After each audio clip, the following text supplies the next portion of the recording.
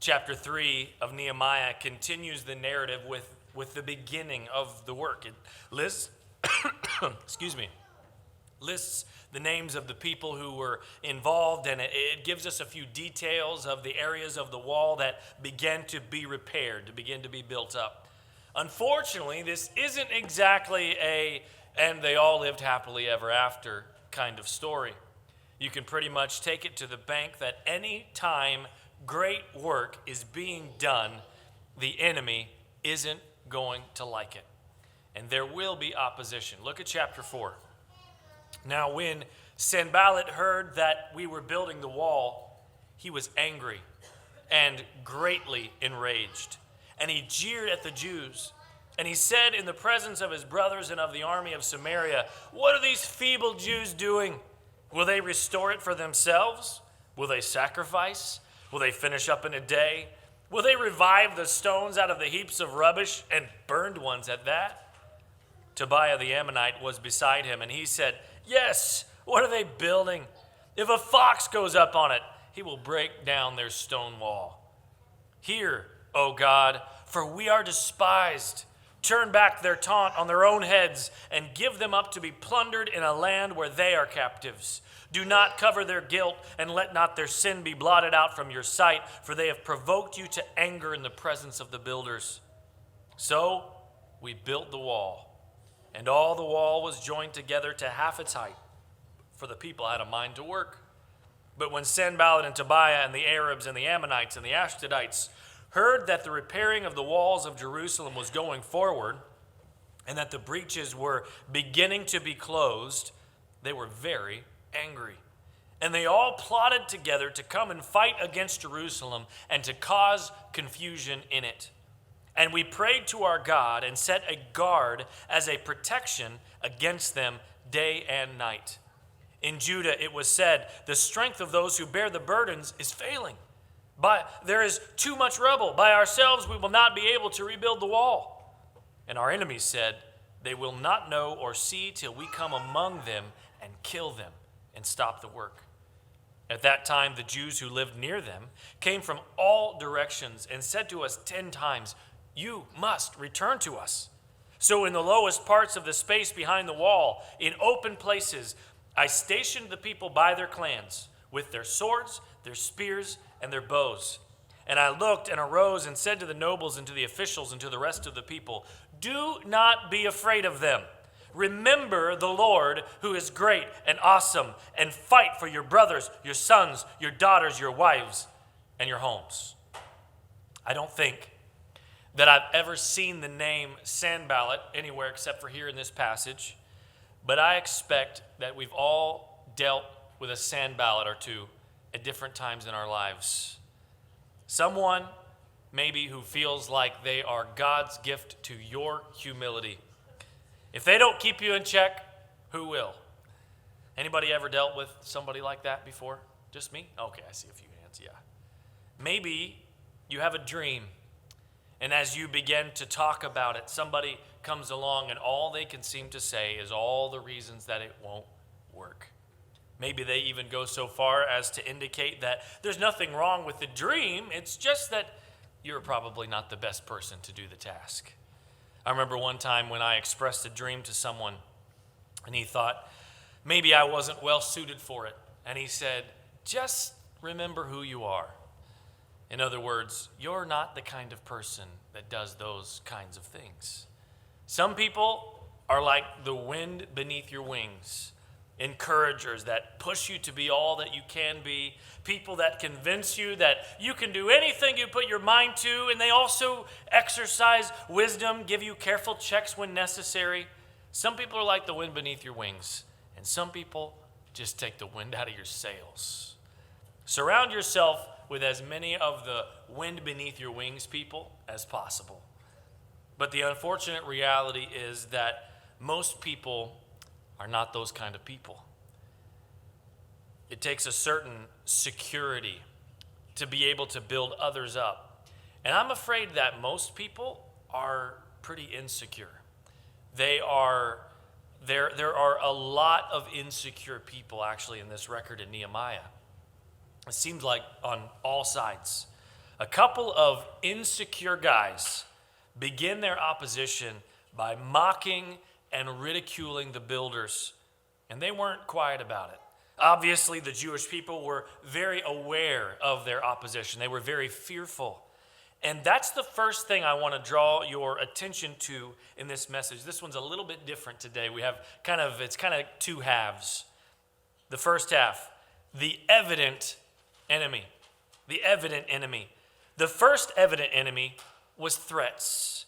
Sanballat and Tobiah, they were rulers in two of the Persian provinces surrounding Judah, and they weren't happy that someone had come to help the Jewish people in their area. They saw Nehemiah's success in rallying his people and rebuilding the wall, and they were threatened. It made them feel insecure with the hold, the grip that they had on that region. It was more to their benefit that Jerusalem remained a weak, undefended city. They were threatened as things began to go well for Jerusalem, and as they began to see their unity, they began to witness their success, they lashed out. It starts out with just words. They discourage them. They disparage their work. Look at that puny little wall. If a fox jumped on it, it would topple over. And then it escalates to physical threats, even an assassination attempt on Nehemiah. You see, these guys couldn't just organize and lead an outright attack on Jerusalem because the people had the blessing of King Artaxerxes. You remember, Nehemiah got the king's blessing for this work. If Sanballat attacked, it would be an act of rebellion against the king. And so they had to organize these little groups that would just slip in, maybe kill some of the Jewish people, slip out, just create general mayhem and chaos, more like terrorist guerrilla warfare. Because if Artaxerxes caught wind of that, Sanballat, he just had plausible deniability. It was just some renegade band. I didn't have any control of that. Scripture doesn't say whether it went beyond just the threats of such activity, but you can imagine the psychological toll that it took on the Jewish people, knowing that someone could be right in the midst of them, pretending to work, and then kill them without a fighting chance. In fact, you don't really have to imagine, because you can read about it. Sanballat was the first evident enemy to Nehemiah's great work, but opposition doesn't always just come from outside, does it? The second evident enemy was people. The people were afraid. And so verse 12 tells us that the Jews who lived in the area came and said 10 times, "You must return to us. Please, come back, come back. Don't stay here. It's too dangerous. You must return to us." They meant it for good, right? They cared about Nehemiah and his helpers, but they were still trying to pull them away from the work that God had called them to do. The third evident enemy was situations. This detraction coming from all sides, it threatened to undo the good that Nehemiah was trying to accomplish. It created a situation where they literally had to take half of their people to guard and half to build. They were doing the work of building the wall on constant alert. Imagine the stress. Imagine the tension. Detraction and opposition comes in many forms and from many directions. In the book of Nehemiah, the evident enemies are threats, people, and situations. Pretty much the same form that our evident enemies take today. It's good to recognize that. But I think what's much more important than understanding the forms that opposition might take in your life is understanding how you should deal with it. If you look a little closer, you'll actually see a bit of a cycle here. And it's really cool because here's the harsh reality. You will never not face some sort of overt opposition. I know that's really encouraging to hear this morning. There will always be detractors. There will always be people who don't understand, who make things more difficult for you, either on purpose or on accident. There will always be challenges and opposition.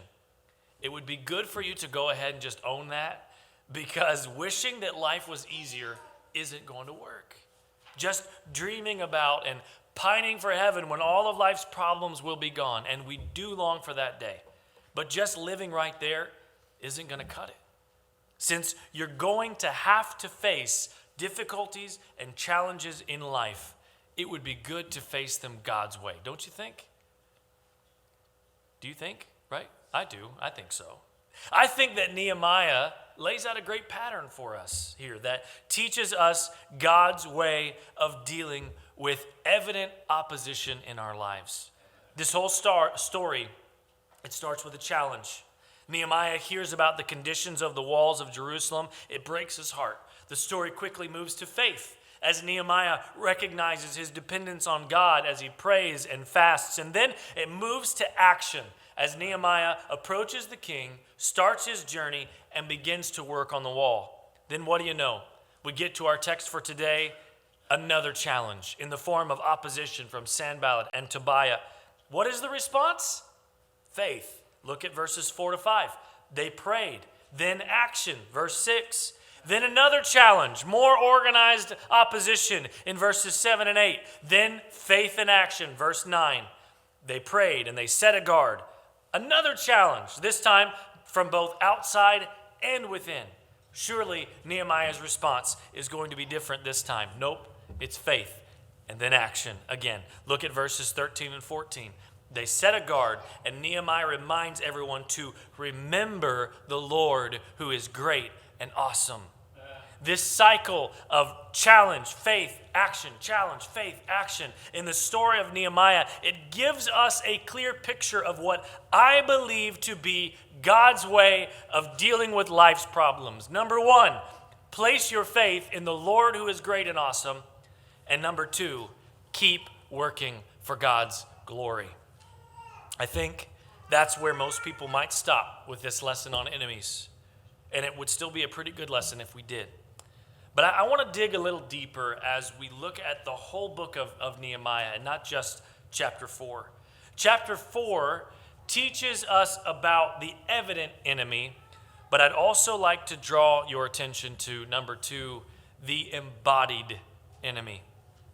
It was easy for the Jewish people, and it's easy for us, to see the evident enemies of threats and people and situations. But I believe that there's a deeper, more accurate enemy recorded in the book of Nehemiah. The real enemy was not the nations surrounding them. The real enemy was not threats, not people, not situations. The real enemy was the people's own sin. They were in this situation in the first place because of their sin. The people they came eventually to a recognition of that. In fact, all of chapter 9 is confession to God for their sin. Beginning in chapter 9 and verse 32, the people acknowledged that it was their sin that caused God to punish them and to send them to Babylon in the first place. They said, "Now therefore our God, the great and mighty and the awesome God who keeps covenant and steadfast love, let not all the hardship seem little to you that has come upon us, upon our kings, our princes, our priests, our prophets, our fathers, and all your people, since the time of the kings of Assyria until this day. Yet you have been righteous in all that has come upon us. For you have dealt faithfully, and we have acted wickedly. Our kings, our princes, our priests, and our fathers have not kept your law or paid attention to your commandments and your warnings that you gave them." It is important to recognize the threats that come from without. It is more important to remember God's way of dealing with them, but it is of paramount importance that you know that the condition of your heart is right before God. The question at hand is, who sits on the throne of your life? There is only one acceptable answer. Anything else amounts to the sin of idolatry. We live in a day and in a place where it seems fairly uncommon to see statues of deities. We were on a walk the other day, and one of our neighbors at the end of their driveway, they got a Buddha sitting down there. I don't know if they're really Buddhists or they just thought the statue looked cute. That's what we run into here in America oftentimes. It's fairly uncommon to see statues of deities. It's even less common to see people worshiping them. And yet, I am afraid that we live in an incredibly idolatrous culture. What's worse, our idolatry is less evident than if we were bowing to a statue, and so it goes unrecognized and unchecked, even in the church, among those who claim to be the people of God. It's ironic that in chapter 4, God's people are facing opposition, and they're crying out to the Lord for help and deliverance. And then you turn the next chapter over to chapter 5, and you see what they were doing. Look at the first 5 verses of chapter 5. Now there arose a great outcry of the people and of their wives against their Jewish brothers. For there were those who said, with our sons and our daughters we are many, so let us get grain that we may eat and keep alive. There were also those who said, we are mortgaging our fields, our vineyards, and our houses to get grain because of the famine. And there were those who said, we've borrowed money for the king's tax on our fields and on our vineyards. Now our flesh is as the flesh of our brothers, our children as their children. Yet we are forcing our sons and our daughters to be slaves. And some of our daughters have already been enslaved. But it's not in our power to help it, for other men have our fields and our vineyards. They're in this helpless financial situation. Who's the real enemy here?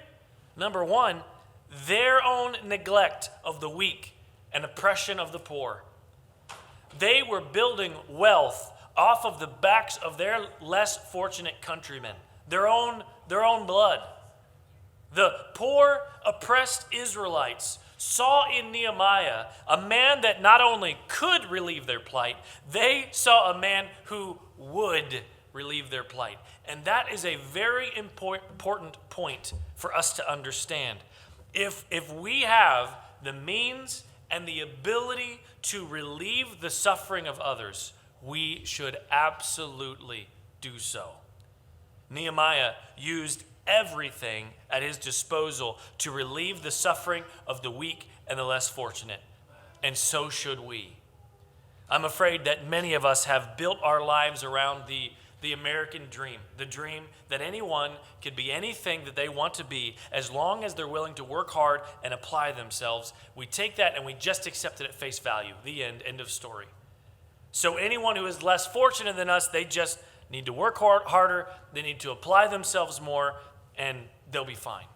Hey, I worked hard to get where I am. They could do it too, right? We allow our philosophies and our political ideologies to get in the way, I believe, of clear scriptural teaching on how we are to treat those who are less fortunate than ourselves.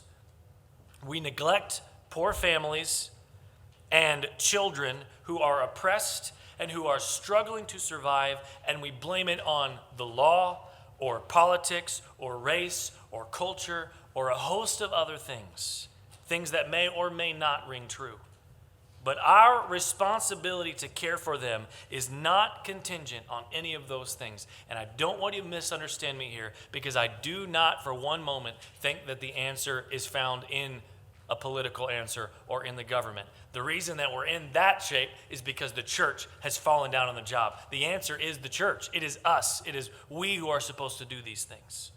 All throughout Scripture, in both the Old and New Testaments, God makes it clear that he expects his children to show compassion to the poor and needy. In fact, during his earthly ministry, Jesus said the poor would always be with us. He even told us that when we minister to the least of these, we're ministering to him personally. God expects his people to care for the weak, downtrodden, and poor. Ironically, the people that we are reading about in Nehemiah cried out to God for deliverance from their oppressors, while some of them were in effect oppressors themselves. Nehemiah shows us exactly how to handle caring for the weak. First, he was made aware of the need. Didn't just stick his head in the sand and pretend like there weren't problems. He was aware. Second, he worked to establish reforms. He withstood the oppressors and he relieved the oppressed. And third, he put his money where his mouth was. You can read here. He personally fed several people at his own expense. Let's look at the next truth about these people. Who's the real enemy here? Number two, their own disobedience. If you look at chapter 9, you'll see that the whole thing is a record of corporate confession. They start with God's deliverance of their people from slavery in Egypt, and they talk about his might and goodness to them and confess their own pattern of disobedience to him. Verse 16, they and our fathers acted presumptuously and stiffened their neck and did not obey your commandments. They refused to obey and were not mindful of the wonders that you performed among them. But they stiffened their neck and appointed a leader to return to their slavery in Egypt. The confession moves on to God's goodness in giving them the land of Canaan. Verse 25 says, so they ate and were filled and became fat and delighted themselves in your great goodness. Then verse 26, nevertheless, they were disobedient and rebelled against you and cast your law behind your back and killed your prophets who had warned them in order to turn them back to you. And they committed great blasphemies. Then they cry out for deliverance from the consequences of their sins, which God, of course, grants. And then verse 28, after they had rest, they did evil again before you. And it happens again, and God warns them to follow his rules. In verse 29, yet they acted presumptuously and did not obey your commandments, but sinned against your rules. It just goes back and forth between God's goodness and mercy and then the people's disobedience. They recognized that they might have been currently facing the evident enemy of threats, people, and situations, but the embodied enemy of their own sinful disobedience is what landed them there in the first place. Who's the real enemy here? Number 3, their violation of the Sabbath. Nehemiah had to return to his duties with Artaxerxes for a time, but he comes back to find that reforms are needed again. In chapter 13, we see where they were no longer keeping the Sabbath. Really, their refusal to keep the Sabbath belied their inability to rest in the sufficiency of God. He promised to sustain them, and he required them to take one day out of every week to rest in him. They felt the need to continue working and to control the outcome of their sustenance for themselves. There are a lot of Christians that still feel that need. All of this, the neglect of the week, their disobedience, their violation of the Sabbath, points to the reality that God had been removed from his rightful place in the lives of his people. They had elevated things, some of which were good, to the place of ultimate things, which of course is the glory of God. Again, the question is, who sits on the throne of your life? Idolatry takes many forms, but it's succinctly illustrated in the sins of God's people recorded here in Nehemiah.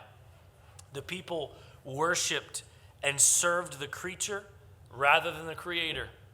God's call to Nehemiah and to his people was not simply to build a wall.